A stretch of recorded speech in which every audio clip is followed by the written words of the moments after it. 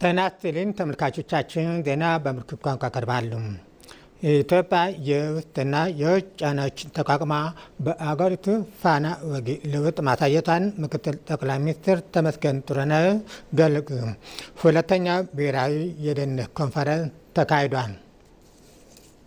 በሀገር ውስጥ ሰላምን ለማደፍረስ በሚንቀሳቀሱ ጽንፈኞች በዓለም አቀፍ ሁኔታ ደግሞ ኢተገማች በሆነውና በፍጥነት በሚለዋወጠው የፖለቲካዊ ችግር ሳትበገር ሰላሟን እያስከበረችና ደህንነቷን እያረጋገጠች የምትገኘው ኢትዮጵያ በዚህ ቁመና ላይ ለመገኘቷ በጸጥታ ተቋማት ላይ ጠንካራ ሪፎርም ማድረጓ መሰረት ነው። ይህ በሰው ኃይል በአሰራርና በዘመናዊ ቴክኖሎጂ በመታጠቅ የተገኘው ስኬት ወቅታዊ ዓለም አቀፍ ሁኔታዎችን ለመቋቋምና መጪውን ሰባተኛውን ጠቅላላ ምርጫ ለማከናወን ያለውን አስቻይ ሁኔታ ለመገምገም ዓላማ ያደረገም ብሔራዊ የደህንነት ኮንፈረንስ ምክትል ጠቅላይ ሚኒስትር ተመስገን ጥሩነህ በተገኙበት ተካሂዷል። ኢትዮጵያ የምትገኝበት ቀጠና ዘርፈ ብዙ ችግሮች ያሉበትና በአካባቢው የጸና የሀገረ መንግስት የመገንባት ችግር የሚስተዋልበት ነው። በአንድ በኩል ከሀገር ውስጥ ባንዳዎች ጋር እየታገለች፣ በሌላ በኩል ዓለም አቀፍ ችግሮችን በብልሃት የምትሻገረው ኢትዮጵያ ግን ጉዞዋን ወደፊት አድርጋለች። ሀገራችን ሀገር በማጽናትና በመገንባት ሂደት እጅግ አስደናቂ ውጤቶችን እያስመዘገበች ትገኛለች። ባለፉት ተከታታይ ዓመታት የኢትዮጵያ ጸጥታ የመረጃና ደህንነት ተቋማት የሪፎርም ስራዎች አጠናክራለች። እነዚህ ተቋማት ችግርን ወደ እድል በመለወጥ ሀገራዊ የለውጥ ጉዞ ስኬታማ እንዲሆን በማድረግ በኩል የላቀ ሚና መጫወታቸውን መመስከር ይቻላል። የዚህ ምስክርነት አረጋጋጩ ደግሞ የሰላምን ሚና ያወቀውና የተረዳው ህዝብ ነው። በተለይም በኦሮሚያና በአማራ ክልሎች መንግስት ሰላምን ለማረጋገጥ የወሰዳቸው እርምጃዎችና ያመጣው ለውጥ በሰላም ወዳዱ ህዝብ እውቅና የተሰጠው ነው። ህዝባችን የቆየና ማንም የማይሽረው ልማድ አለው። በሀገሩ ጉዳይ አይደራደርም። የባዳና የባንዳ ፈተና ያለፈ ለዛሬ የደረሰው በዚህ የጸና ዘመን የማይሽረውና የማይናወጥ አቋሙ ነው። የእሳት ልጅ አመድ ሆኖ ተወልዶ በየአቅጣጫው ሀገሩን እንዲሸጥ ያለመታከት ቢወተውተውም ቢያደማውም ቢያቆስለውም መስዋዕትነት ቢያስከፍለውም እምቢ ብሎ እስካሁን ቆይቷል። ይህንን አቋሙን ከድህነትና ኋላቀርነት ለመውጣት ብሎም ጠንካራ ሀገረ መንግስት ለማጽናት እየዋለው ይገኛል። ጠንካራ ሀገረ መንግስት ከሚገነባባቸው ዴሞክራሲያዊ ተግባራት መካከል ደግሞ ምርጫ ቀዳሚ ሆኖ ይነሳል። ኮንፈረንሱም ምንም እንኳን ምርጫውን ለማደናቀፍ ጥረቶች ቢደረጉም ኢትዮጵያ በአስተማማኝ ቁመና ላይ እንደምትገኝ አረጋግጧል። ምርጫው በአንድም ሆነ በሌላ መንገድ እንዳይካሄድ የሚፈልጉ አካላት አሉ። መኖራቸው አያስገርመንም። ትናንትም ስለነበሩ እንደሚኖሩ አውቀን ተዘጋጅተን ለማሸነፍ እየሰራን ነውና ምርጫው ዲሞክራሲን የምናጸናበት ሀገረ መንግስቱን በጽኑ መሰረት ላይ የምንገነባበት ወሳኝ ምዕራፋችን ነው። በዚህ ጉዞ ውስጥ በሰላማዊ መንገድ ለመወዳደር የገቡ ሁሉ በኢትዮጵያ የእድገት ጉዞ የሚያምኑ ናቸውና ግማሽ መንገድ ሄደን እንደግፋቸዋለን። ስለዚህ በሁሉም መስክ ድጋፋችን አይለያቸውም።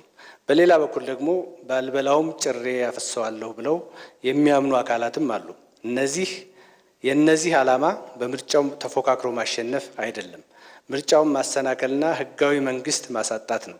ለሀገራችን ለኢትዮጵያ ስንል እነዚህን እንከላከላለን፣ እንዳመጣጣቸው እንዋጋቸዋለን፣ ድልም እናደርጋቸዋለን። ተቋማት በመደመር እሳቤ ያደረጉት ቅንጅት ለተገኘው ውጤት ማረጋገጫ ሲሆን ይህም በምርጫው ሂደት ተጠናክሮ የሚቀጥልና ለዚህም ውይይቶችና መግባባቶች እየተደረጉ ነው።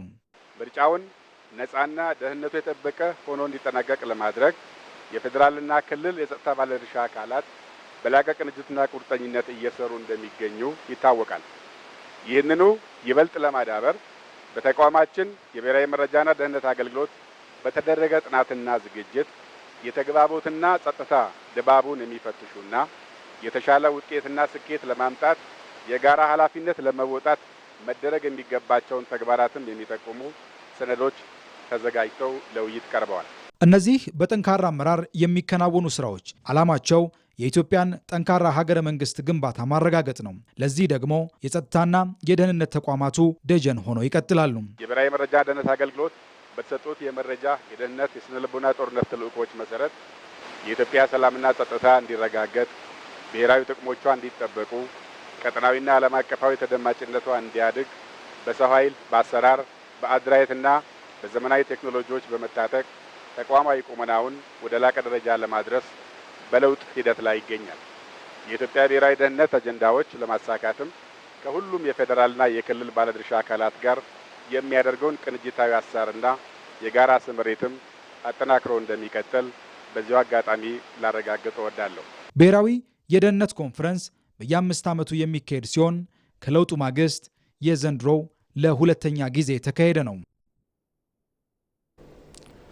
ከንቲባ አዳነች አቤቤ በለውጡ መንግስት ዓለም ያደነቃቸው ተጨባጭ የሆኑ በርካታ ስኬቶች በአዲስ አበባ ከተማ ተመስግነዋል ብለዋል። አዲስ አበባ እንደ ስሙ ጽዷና ምቹ የማድረግ የጋራ ጥረት ያስገኘው ውጤት የመጋቢት 24 ፍሬ ነው። አሁን ስሟ የሚጠቀሰው በተጎሳቆለ ገጽታዋና በጠባብ መንገዶቿ ሳይሆን በአማረው ውበቷና በሰፋፊ የኮሪደር ልማቷ ነው። የዛሬ 8 ዓመት የተበሰረው ሀገራዊ ለውጥ አሁን ላይ በኢትዮጵያ መናገሻ አዲስ አበባ ደማቅ አሻራውን አሳርፏል። መጋቢት 24 ከደረሰላቸውና ከመጣላቸው ከተሞች መዲናዋ አዲስ አበባ የቆሸሸው ገጽታዬ በውበት የተተካው ዓለም ስለኔ መቀየር አብዝቶ ያወደሰው በለውጡ ዓመታት ነው ብላ ቀድማ ትመሰክራለች። ለውጡ የሁሉም ከሁሉም ለሁሉም የሆነ ለውጥ ነው። በዚህ ለውጥ ከማንም ከየትኛውም አካባቢ በላይ አዲስ አበባ ምስክር ናት፣ ማሳያ ናት። የኢትዮጵያን ብልጽግና አይቀሬነት ከተማችን አዲስ አበባ አፍ አውጥታ ትናገራለች። አንዱ ሲሰራ ከኋላ የመጣው ሲያፈርስ፣ በጥቅሉ አፍርሶ ከዜሮ የመጀመር አባዜ ሀገርን ወደ ኋላ አስቀርቶ ከዓለም ጋር አስተላልፏታል። ከዚህ ስሁት ከሆነው አካሄድ እንላቀቅና የጋራ ተጠቃሚነትን እንገንባ ብሎ በቁጭት የተነሳው የለውጡ መንግስት ሀገርን ከስብራት ወደ ከፍታ እያሸጋገረ ነው። በራሳችን ጥረት በራሳችን ግረት ሀብት እየፈጠርን ኢትዮጵያን የማበልጸግ ዜጎቿ ምግብ የሚለምኑ ሳይሆን ከተረጂነት ተላቀው የሚረዱ መሆን እስከሚችሉ ድረስ እንዲያልሙ የማድረግ ትልቅ ኢኮኖሚ ግንባታ በሀገራችን ላይ ተጀምሯል፣ ፍሬም አፍርቷል። አዲስ አበባ ምስክር ናት። አዲስ አበባ ዛሬ የምትናገረው ስለ ትናንትናው ውጥን ሳይሆን ስለ ዛሬው ስኬትና ስለ ነገው ብሩህ ተስፋ ሆኗል። ሀገራዊ ለውጡ የፖለቲካ የማህበራዊና ኢኮኖሚያዊ ስብራቶቻችን እንዲጠገኑ ብሎም ወደ ከፍታ ለመጓዝ ጽኑ መሰረት ሲጥል መነሻውም መድረሻውም ሀገርን ማበልጸግ፣ የዜጎችን ክብር መጠበቅ ነው። አንድነትን እንገንባ። ለሀገር አንድነት በጣም ወሳኝ ነው። ህብረ ብሔራዊነታችንን በዛ ውስጥ እንጠብቅ። በፖለቲካ ብቻ ሳይሆን በማህበራዊ በኩል በተለይ ለሰው ልጅ ክብር እንስጥ። የኢትዮጵያውያን ክብር የሚመጥኑ ስራዎችን እንስራ ብለን ሰው ተኮር የሚል ፕሮግራምን ለህዝብ ያስተዋወቅንበት በንግግር ሳይሆን በተግባር ፈጽመን በሚታይና በሚዳሰስ ለውጥ ስራዎችን የሰራንበትና ውጤት ያገኘንበት ነው። ስርዓት በተለዋወጠ ቁጥር ለአገልግሎት ዘርፉ ትኩረት ሰጥተን እንሰራለን ከሚል የሽንገላ ቃላት ይልቅ ዘርፉን ስር ነቀል በሆነ ዘመናዊ አሰራር በመታገዝ በተግባር እየተቀየረ ያለው አሁን በለውጡ ጊዜ ነው። ብዙ ስብራቶች የነበሩበት የአገልግሎት ዘርፉም አሁን ላይ በመሶብ የአንድ ማዕከል ዲጂታል የመንግስት አገልግሎት እየታከመ ይገኛል። እድሜ ለለውጡ ፍሬ፣ ክብር ለረዳን ፈጣሪ አምላክ ይሁን። መሶብ አዲስ ብስራት ይዞ መጥቷል። በክቡር ጠቅላይ ሚኒስትራችን ይፋ ከተደረገበት ጊዜ ጀምሮ ከተማችን አዲስ አበባ ላይ በፍጥነት ሰርተን ህዝቡ ጋር ለማድረስ ጥረት አድርገናል። ዛሬ 6ኛውና የጉለሌን ማዕከል የከፈትንበት ዕለት ነው። ይህ አስደናቂ ለውጥ መጋቢት 24 የተዘራው የተስፋ ዘር ውጤት ነው። በጉዞ ላይ ያለው ይህ ህዝብን የማገልገል ሀገርን ከፍ የማድረግ ሂደት አዲስ አበባን የብልጽግና ማማ፣ የኢትዮጵያ አዲስ ተስፋ ማሳያ አድርጓታል። በመጨረሻም በ2010 የመጣው አገራዊ ለውጥ የኢትዮጵያ የፖለቲካ ባህል ለውጣን ለውጡን ተከትሎ ተቃዋሚ ተብለው ሲገለሉ የነበሩ ዛሬ ላይ በምርጫ አሸንፈው መንግስት ከሆኑ ፓርቲ ጋር አብረው ይሰራሉ። በጠመንጃ አቡስ ፋንታ በሀሳብ የበላይነት የማመኝ ጅማሮ ነው የሚል ይወደሳል። ኢትዮጵያ በታሪኳ በተለያዩ የፖለቲካ ለውጦች ውስጥ አልፋለች። ከ2010 አስቀድሞ በነበሩ ዓመታትም የኢትዮጵያ ፖለቲካ ድባብ ለውጥን የሚናፍቅ ሆኖ የታየ ነው። ሰፍኖ የቆየው የፍትህ መጓደል፣ የመልካም አስተዳደር እጦት ኢትዮጵያን ለውጥን እንዲናፍቁ አድርጓቸዋል። በሀገሪቱ የተንሰራፋው የፖለቲካ ባህልም የሀሳብ ልዩነትን ለማስተናገድ የሚተናነቀው ልዩ ሆኖ የሚቀርብንም በጠላትነት የሚፈርጅ ነው። የለውጡ የመጀመሪያው ፍሬም የፖለቲካ ምህዳሩን ማስፋቱ ነው ብቅ ብሏል። በፖለቲካ ሀሳብ ልዩነታቸው ብቻ በሀገሪቱ የተለያዩ አካባቢዎች ታስረው የቆዩ የፖለቲካ እስረኞችም ተፈተዋል። በኢትዮጵያ ምድር የነበረው የፖለቲካ ምህዳር ገፊ በመሆኑ ምክንያት ተሰደው የነበሩ የተለያዩ ፖለቲከኞችም ዳግም ወደ ሀገራቸው እንዲገቡም በር ከፍቷል። ፈጣሪ ኢትዮጵያንና ሕዝቦቿን አብዝቶ ይባር። ከ2010 አስቀድሞ በነበረው የፖለቲካ ባህል መንግስትና ተፎካካሪ ፓርቲዎች ተቀራርበው የመስራት ባህል አልነበራቸውም። ይልቁንስ ተፎካካሪዎቹ ተቃዋሚ ናቸው በሚል በጠላትነት እየታዩ በሽብርተኝነት ተፈርጀው ለእስር አለፍ ሲልም ለስደት ተዳርገዋል። አሁን ላይ እየተቀይሮ ተቃዋሚዎች ተብለው ሲገለሉ የነበሩ ወገኖች ዛሬ ላይ በምርጫ አሸንፎ መንግስት ከሆነው ፓርቲ ጋር ስልጣን የሚጋሩና አብረው የሚሰሩ ሆነዋል። ይህ ሽግግር በኢትዮጵያ ምድር በጠመንጃ አፈሙዝ ፋንታ በሀሳብ የበላይነት የማመን ጅማሮ ነው። ጎራ የለየ ፖለቲካ የሀሳብ ልዩነት እንደ ጠላት የመቁጠር ተቃርኖን በሀሳብ መፋለምን ጠላት አድርጎ የሚያይ ፖለቲካ ሀሳቤ አያድግም፣ ይቀጭጫል፣ አይልቅም። ያን የሚቀይር ከዚያ ከተንሸዋረረ እይታ ያን የተንሸዋረረ የማያመነጽር የቀየረ እሳቤ ነው ብልጽግና ይዞ የመጣው። ለምን? ዋናና አጋር ስላልጠቀመን፣ ወዳጅና ጠላት ስላልፈየደን፣ አድሃሪና ተራማጅ ስላሻገረን፣ በዚያ መንገድ መጓዝ ጠቃሚ አይደለም ብሎ ብልጽግና በጽኑ ያምናል። በኢትዮጵያ ምድር የሰሜኑም የደቡቡም የምስራቁም የምዕራቡም ዜጋ እኩል የሚወስኑበት እድል አልነበረም። ለሶስት አስርት ዓመታት ገደማ ሀገሪቱን ሲመራ የነበረው ፓርቲም አጋር ድርጅቶች በሚል ሰበብ ዜጎች በሀገራቸው ጉዳይ እኩል ድምፅ እንዳይኖራቸው አድርጓል። ዛሬ ግን የአሰራር በታሪክ መዝገብ ተዘግቷል። አጋር የሚለው ቃልም አሁን የፖለቲካ ታሪክ ሆኗል። ለውጡን ተከትሎ የተመሰረተው ብልጽግና ፓርቲም ዜጎች በሀገራቸው ጉዳይ ላይ እኩል ባለቤትነት እንዲሰማቸው መወሰንም እንዲችሉ አድርጓል። በራስ አስተዳደር ውስጥ ጣልቃ ገብነቶች ቀንሰው ሞግዚት አስተዳደር የማስቀመጥ ሁኔታ ቀርቶ ክልሎች እውነተኛ በሆነ አኳኋን ራሳቸውን በራሳቸው የሚያስተዳድሩበት ሁኔታ እንዲኖር ነው የተደረገው።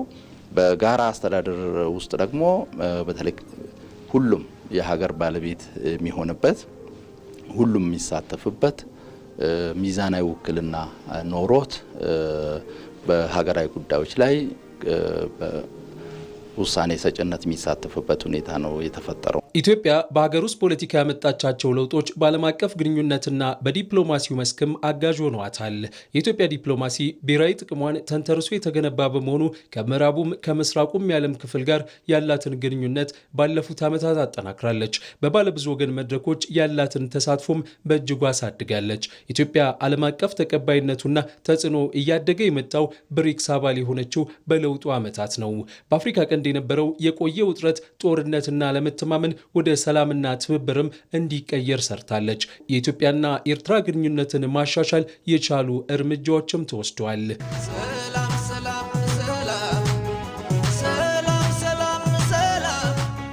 ለሁለት አስርት ዓመታት ጦርነትም ሰላምም የሌለበት ሁኔታ ውስጥ የነበረውን የኢትዮጵያና የኤርትራን ግንኙነት ወደ ሰላም መመለስ የለውጡ ትልቁ የዲፕሎማሲ ስኬት ነው። ይህ ታሪካዊ እርምጃ ጠቅላይ ሚኒስትር አብይ አህመድ የ2019ን የዓለም የሰላም የኖቤል ሽልማትን እንዲያሸንፉም አስችሏቸዋል። ይህም በቀጠናው ውስጥ አዲስ የትብብር መንፈስ የፈጠረ ሲሆን ለሁለቱ ሀገራት ህዝቦች ማህበራዊና ኢኮኖሚያዊ ግንኙነት መታደስም መሰረት ሆኗል። For 2019 to Ethiopian Prime Minister Abiy Ahmed. በእርግጥ አሁን ላይ የኤርትራ መንግስት እየተከተለ ባለው ኢትዮጵያን የማተራመስ አጀንዳ የተነሳ የግንኙነት መቀዛቀዝ ታይቶበታል። የኤርትራ መንግስት ከቆሞ ቀሩ የህወሓት ቡድን ጋር ጽምዶ በመፍጠርና ለተለያዩ ታጣቂዎች ድጋፍን በማድረግ ኢትዮጵያ ውስጥ ግጭትን ለመፍጠር እየሰራ ነው። ባለፉት ዓመታት ኢትዮጵያ በጎረቤት ሀገራት ዘላቂ ሰላም እንዲሰፍን ጥረቶችን አድርጋለች። በተለይም በደቡብ ሱዳን ተፋላሚ ኃይሎች መካከል ድርድር እንዲደረግ አስችላለች።